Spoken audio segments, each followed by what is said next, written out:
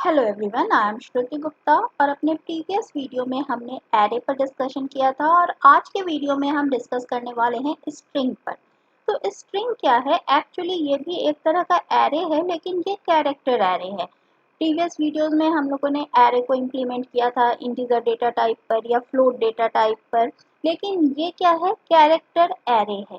थोड़ा सा इनमें डिफरेंस है। एरे का कॉन्सेप्ट वही है जो पहले था कि सेम डेटा टाइप के एलिमेंट्स का कलेक्शन होता है जिसे हम एक कॉमन नेम से रेफर करते हैं और उसके हर एलिमेंट उसके अलग अलग इंडेक्स पोजीशन या सबस्क्रिप्ट नंबर पर स्टोर करते हैं। लेकिन कैरेक्टर एरे की ज़रूरत क्यों होती है? सी में हमने देखा है कैर डेटा टाइप होता है, लेकिन कैर डेटा टाइप की प्रॉपर्टी क्या है? किसी सिंगल कैरेक्टर को वो सिर्फ स्टोर कर सकता है। सपोज हम अपना नेम स्टोर करना चाहें तो किसी का भी नेम एक कैरेक्टर का नहीं होता है, उसमें मल्टीपल कैरेक्टर्स होते हैं जो हम कैर डेटा टाइप में डायरेक्टली स्टोर नहीं कर सकते हैं। तो उस केस में हम स्ट्रिंग का यूज कर सकते हैं। तो स्ट्रिंग कैरेक्टर एरे है। डिक्लेयर करने का तरीका वही है जैसे हम एरे को डिक्लेयर करते थे। कैर स्ट्रिंग का नेम जो भी हम देना चाहते हैं एंड साइज, यानी कितने मैक्सिमम कैरेक्टर हम स्टोर करा सकते हैं उसमें, ये साइज हमें बतानी होगी। एक इसमें और भी स्पेशल कैरेक्टर होता है जिसको कहते हैं नल कैरेक्टर। नल कैरेक्टर को रिप्रेजेंट किया जाता है बैकस्लैश 0 से, और यह कैरेक्टर स्ट्रिंग का एंड बताता है कि हमारा लास्ट कैरेक्टर कहाँ स्टोर है, उसके बाद ये नल कैरेक्टर स्टोर होता है। फॉर एग्जांपल यहाँ हमारे पास एक कैरेक्टर एरे है सी, इसे हम अनसाइज्ड भी छोड़ सकते हैं जैसे हमने एरे में देखा था, लेकिन वहाँ हमें इसे इनिशियलाइज करना होगा। और इनिशियलाइज हम कैसे करते हैं? ऐसे डबल कोट्स में। सपोज इस कैरेक्टर एरे के अंदर हमने स्टोर किया सी स्ट्रिंग। अब ये इंडेक्स पोजीशन 0 पे क्या स्टोर होगा? सी 1 पर ब्लैंक स्पेस होगा, 2 3 इस तरीके से ये स्टोर होगा। तो सबसे लास्ट पोजीशन पर क्या स्टोर होता है? बैकस्लैश 0, यानी लास्ट कैरेक्टर हमारा कहाँ है? ये जी। तो जी के बाद क्या होगा? बैकस्लैश 0। अब इसकी ज़रूरत क्यों होती है? सपोज एक स्ट्रिंग हम ले रहे हैं नेम। अब हर पर्सन का नेम इक्वल साइज का तो नहीं होगा। किसी का नेम 3 कैरेक्टर का हो सकता है, किसी का 5 हो सकता है, किसी का 4 हो सकता है। तो हम जितने भी कैरेक्टर स्टोर करेंगे ये null character automatically last character के बाद ऐड हो जाता है। सपोज किसी का नाम है 3 कैरेक्टर का, तो 3 कैरेक्टर हमने यहाँ एंटर किए तो अलग अलग इंडेक्स पोजीशन पर ये स्टोर हो जाएगा और ठीक उसके बाद कंपाइलर ऑटोमेटिकली बैकस्लैश 0 को ऐड कर देगा। और जब हम स्ट्रिंग को रीड करेंगे तो ये जहाँ भी बैकस्लैश 0 मिलेगा उसके आगे रीडिंग नहीं होगी, क्योंकि ये ब्लैंक स्पेस रह जाएगा जो भी हमने साइज दी है उसके अकॉर्डिंग। अब अगर हम स्ट्रिंग का इनिशियलाइजेशन देखें तो ये कई तरीके से हो सकता है। एक हो सकता है जहां हमने स्ट्रिंग की साइज नहीं दी है तो हम डायरेक्टली डबल कोट्स में स्ट्रिंग पास कर सकते हैं, या हम एरे की या स्ट्रिंग की साइज देकर भी इक्वल टू लिखकर और वो स्ट्रिंग पास कर सकते हैं डबल कोट्स में, या फिर सिंगल सिंगल कैरेक्टर को हम पास कर सकते हैं इस तरीके से मिडिल ब्रैकेट में, और हर एलिमेंट्स के बाद कॉमा होगा। लेकिन यहाँ हमें बैकस्लैश 0 भी ऐड करना होगा, यानी बताना होगा कि इस पोजीशन पर बैकस्लैश 0 को हम ऐड करना चाह रहे हैं, या फिर हम सिंगल सिंगल कैरेक्टर्स को ऐड कर सकते हैं ऐसे इंडेक्स पोजीशन स्पेसिफाई करके। अब हम देखते हैं array of string. Array of string क्या है? एक्चुअली ये 2 डायमेंशनल कैरेक्टर एरे है। तो 2 डायमेंशनल एरे हमने देखा था जिसमें रो नंबर और कॉलम नंबर दोनों होते थे। तो उसी तरीके से कैरेक्टर एरे डिक्लेयर करते समय हम number of rose and number of columns specify कर सकते हैं। जैसे यहाँ नंबर ऑफ रो कितने? 3 और कॉलम 5। तो उसके अकॉर्डिंग इस टाइप का हमारा कैरेक्टर एरे बनेगा, और जिसको इनिशियलाइज करने के लिए हम मिडिल ब्रैकेट में हर रो की वैल्यू को पास कर सकते हैं और उनको सेपरेट कर सकते हैं कॉमा से।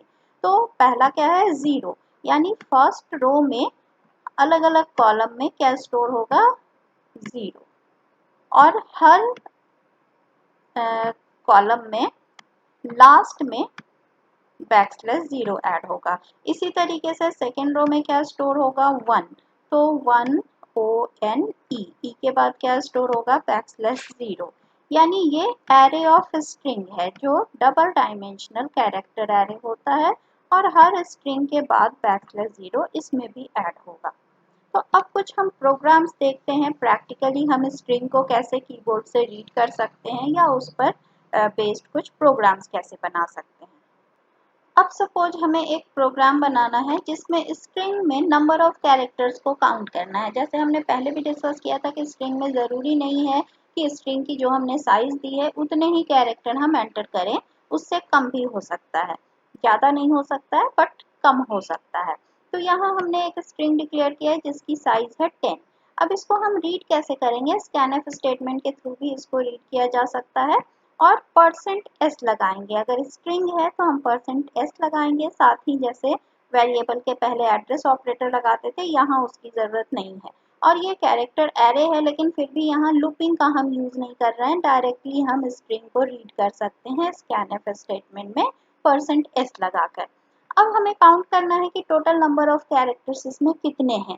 तो कैरेक्टर्स लास्ट कैरेक्टर के बाद हमारा क्या ऐड होता है, नल कैरेक्टर। तो अगर नल कैरेक्टर तक हम चेक करें कि कितने इंडेक्स पोजीशन तक हम गए हैं तो उससे हम फाइंड कर सकते हैं। जैसे i = 0 और कंडीशन क्या है, जब तक str ऑफ i यानी str के उस इंडेक्स पोजीशन पर \0 नहीं मिलता है, नॉट इक्वल टू \0। अगर \0 मिल जाता है इसका मतलब क्या है कि वो वहाँ पे स्ट्रिंग का एंड हो रहा है और उतने कैरेक्टर्स ही हैं। तो जब तक \0 नहीं मिल जाए इस लूप को हम आगे बढ़ाते जा रहे हैं और i को इंक्रीज करते जा रहे हैं। एक्चुअली इस लूप में और कोई स्टेटमेंट नहीं है, इसलिए यहाँ क्या लगाया है, सेमीकोलन, क्योंकि कोई स्टेटमेंट नहीं है इसके अंदर। ये लूप बस चलता जाएगा और i की वैल्यू इंक्रीज होती जाएगी। कब तक, जब तक हमें \0 नहीं मिल जाता है। और i की जो भी वैल्यू होगी वो क्या होगा, स्ट्रिंग का लेंथ। तो फाइनली हम उसको प्रिंट कर रहे हैं, length of str is i। तो इसको अगर हम कंपाइल करें,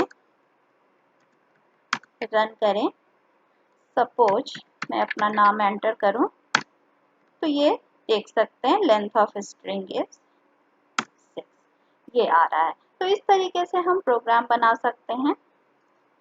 दूसरा एक और प्रोग्राम देखते हैं, यहाँ चेक करना है स्ट्रिंग पैलिंड्रोम है या नहीं। तो पैलिंड्रोम किसको कहते हैं, ऐसे स्ट्रिंग जो लेफ्ट से पढ़ा जाए या राइट से पढ़ा जाए, सेम प्रोनाउंस हो या सेम कैरेक्टर्स आए, जैसे MADAM।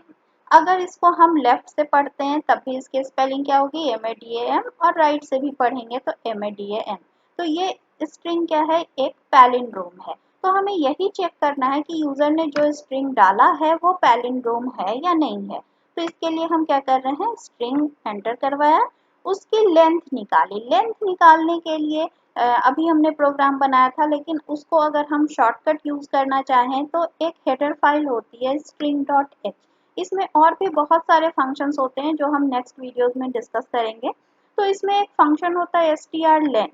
strlen फंक्शन क्या करता है, स्ट्रिंग की लेंथ कैलकुलेट करता है और उस फंक्शन में हमें उस स्ट्रिंग को पास करना होता है जिसकी लेंथ हम कैलकुलेट करना चाहते हैं। तो strlen फंक्शन में हमने ये स्ट्रिंग डाल दिया और लेन में उसकी वैल्यू आ जाएगी कि स्ट्रिंग की लेंथ कितनी है। अब हम लूप लगा रहे हैं, एक इंडेक्स पोजीशन हम कहाँ से उठा रहे हैं, 0 से, और एक इंडेक्स पोजीशन हम कहाँ से उठा रहे हैं, लेन -1। सपोज स्ट्रिंग की लेंथ है 6, लेकिन लास्ट इंडेक्स पोजीशन क्या होगा, 5, क्योंकि इंडेक्स पोजीशन हमारा कहाँ से शुरू होता है, 0 से। तो ये 0 पे होगा और ये कहाँ होगा, 5 पे। तो इसलिए दो इनिशियलाइजेशन स्टेटमेंट है यहाँ। एक फॉर लूप में एक से ज़्यादा इनिशियलाइजेशन स्टेटमेंट हो सकते हैं, लेकिन उसको हमें कॉमा दे के सेपरेट करना होगा, यानी फर्स्ट सेमीकोलन के पहले हम इनिशियलाइजेशन स्टेटमेंट लिख सकते हैं। तो एक इंडेक्स पोजीशन i कहाँ पॉइंट कर रहा है, पहले पे, और j कहाँ पॉइंट कर रहा है, लास्ट इंडेक्स पोजीशन पर। और ये हम कंपैरिजन कहाँ तक करेंगे, मिड तक, यानी जितनी लेंथ है उसके बीच तक हम ये कंपैरिजन करते जाएंगे। तो i <= लेन डिवाइड बाई 2, और i को हम सपोज ये कैरेक्टर और ये कैरेक्टर मैच कर गया तो फिर हम 0 से i को बढ़ाएंगे कहाँ 1 पर लाएंगे और j को कहाँ करेंगे 1 कम करेंगे तो i की वैल्यू बढ़ती जाएगी, ये आगे जाता जाएगा और j की वैल्यू कम होती जाएगी। तो इस तरीके से ये लूप चलता जाएगा, कहाँ तक चलेगा, मिडिल तक। तो अगर i और j पर जो वैल्यू है वो इक्वल नहीं मिलती है तो हम डायरेक्टली कह सकते हैं एक ही कंपैरिजन के बाद कि स्ट्रिंग पैलिंड्रोम नहीं है और यहीं से हम बाहर आ सकते हैं। अगर 0 और लास्ट इंडेक्स पोजीशन मैच कर गया तो फिर i की वैल्यू 1 पे जाएगी और लास्ट वाला इंडेक्स पोजीशन एक और कम होगा, फिर दोनों को कंपेयर करके देखेगा। अगर कोई भी पोजीशन ऐसा मिलता है जहां i और j इंडेक्स पोजीशन पर सेम वैल्यू नहीं है तो हम ये कह सकते हैं कि स्ट्रिंग क्या है, पैलिंड्रोम नहीं है। लेकिन अगर ये लूप पूरा चल जाता है तो पूरे लूप के चलने के बाद तो हम ये कॉन्फिडेंट हैं कि स्ट्रिंग क्या है, हमारा पैलिंड्रोम है, तो हम ये मैसेज प्रिंट कर सकते हैं। तो इस तरीके से हम चेक कर सकते हैं कि हमारा स्ट्रिंग पैलिंड्रोम है या नहीं है। तो इसी तरीके से स्ट्रिंग पर बेस्ड और भी बहुत सारे प्रोग्राम्स आते हैं जिसको आगे के वीडियोस में हम कवर करेंगे। आज के वीडियो में अगर स्ट्रिंग का कॉन्सेप्ट समझ में आया तो इस वीडियो को लाइक शेयर एंड सब्सक्राइब करें and thanks for watching this video.